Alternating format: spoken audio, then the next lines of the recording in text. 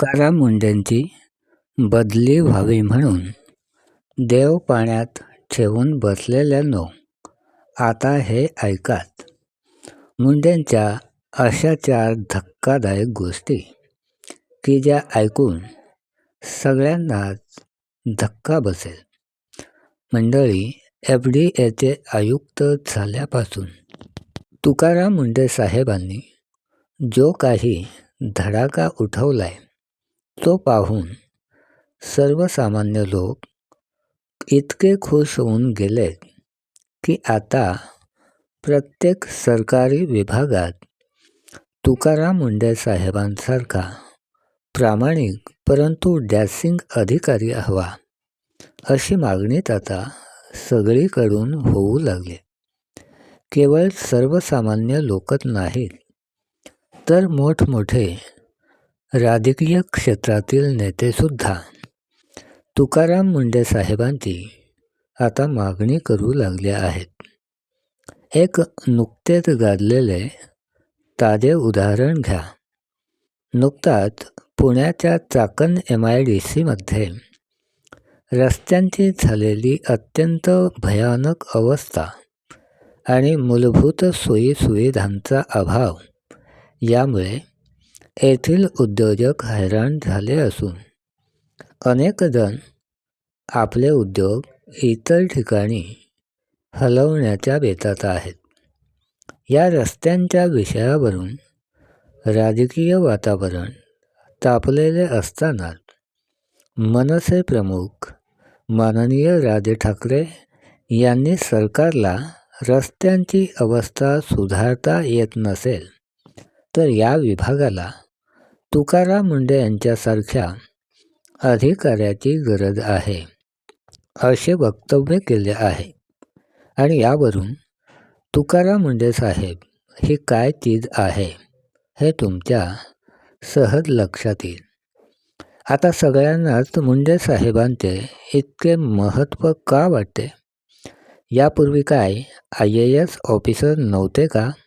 आहेत, पण त्यांच्यात आणि मुंढे साहेबांच्यात कमालीचे अंतर आहे.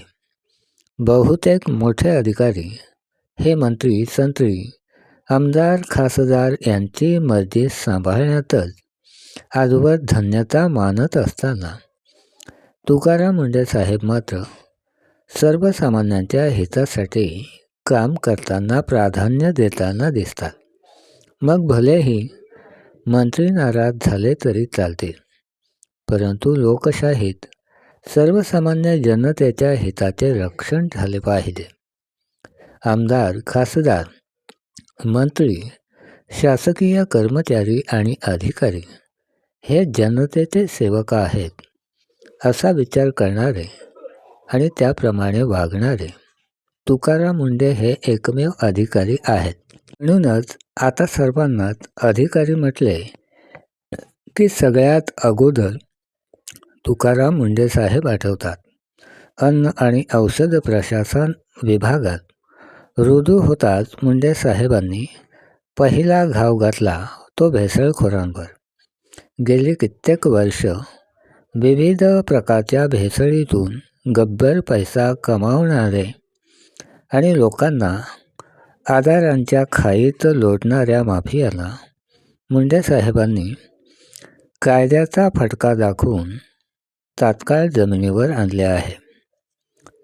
आज तर त्यांनी कमालच केली. तुकाराम मुंढे साहेबांनी असे काही 4 धक्के दिले की ते ऐकून तुम्हाला सुद्धा धक्क्यावर धक्के बसतील. त्यामुळे मुंढे साहेबांनी एकामागून एक असे कोणते 4 धक्के दिलेले आहेत ते आता आपण जाणून घेणार आहोत.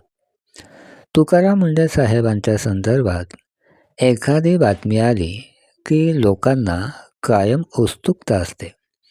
नक्कीच काहीतरी मोठे घडले असणार म्हणूनच बातमी आली, अशी लोकांची उत्सुकता चाळवली जाते. मुंढे साहेबांनी पहिले टार्गेट केले ते दुधाला. प्रत्यक्षात गाई आणि म्हशींची संख्या कमी असताना बाजारात इतका दुधाचा महापूर येतोच कसा? हा प्रश्न आजपर्यंत कुणीही विचारला नव्हता. यापूर्वी अख्खी बाजारपेठ पनीर आणि दूध तुपाने कशी काय तुडुंब भरून वाहत होती. अहो, महिनाभर दूध तापून चिमूटभर साय रोज जमून कधीतरी महिन्याला एखादी बाटली भरेल इतकेच तूप तयार होत असताना बाजारातील दुकानात आणि हॉटेलमधून तुपाच्या बरण्या पाहून इतकी दुधाची गंगा आपल्या देशात वाहते तरी कुठे, असा प्रश्न आपल्याला कधी पडला नाही. आणि मग मुंडे साहेबांनी हीच गोष्ट लक्षात घेऊन धाडी टाकायला सुरुवात केली. फक्त 4-2 म्हशी असलेल्या तबेल्यातून, डेअरी फार्ममधून अख्खा दुधाचा टँकर बाहेर येतो तरी कसा? कारण गुपित उघड होते.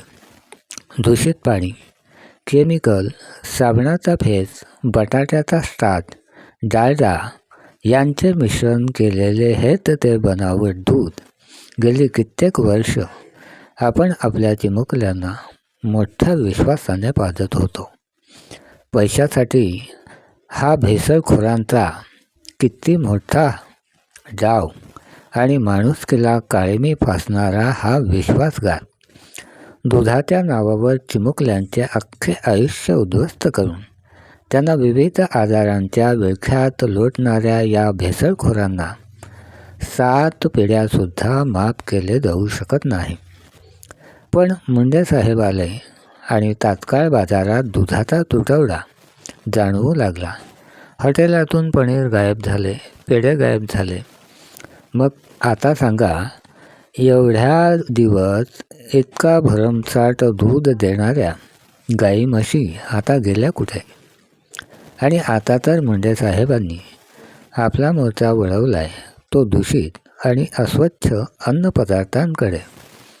अशा प्रकारे दूषित अन्नपदार्थ तयार करून विकणाऱ्या बेजबाबदार व्यावसायिकांना मुंडे साहेबांनी असे काही 4 झटके दिलेत की आता त्यांचे कंबरडेच मोडणार आहे. पहिला झटका, तुम्ही ज्या रेस्टॉरंट, हॉटेल किंवा कोणत्याही खाद्यपदार्थाच्या दुकानात गेलात तर आधी तेथील स्वच्छता तपासा. दुसरा झटका, तुम्ही ज्या ठिकाणी अन्नपदार्थ खात किंवा विकत घेत आहात ते दुकान किंवा हॉटेल FDA नोंदणीकृत आहे किंवा नाही हे सुद्धा पहा. जास्त फॅटयुक्त अतिगोड पदार्थांचे सेवन करणे टाळा, कारण यामध्ये जास्त भेसळ असण्याची शक्यता अधिक असते. आणि शेवटी तुम्हाला योग्य वाटेल तुमच्या वयाला साजेसा असाच आरोग्ययुक्त आहार घ्या. खरोखरच हजारो झाडी टाकून जे होणार नाही तेच काम जर लोक जागरूक झाले तर भेसळखोरांचे काहीच चालणार नाही. ते दूषित आणि भेसळयुक्त अन्नपदार्थ तयार करतील, परंतु खाणारेच नसतील आणि विकत घेणारेच नसतील तर हे भेसळखोर या गोष्टी विकतीलच कुणाला? मंडळी, खरंच तुकाराम मुंडे साहेबांचे हे 4 झटके आपल्या सगळ्यांसाठी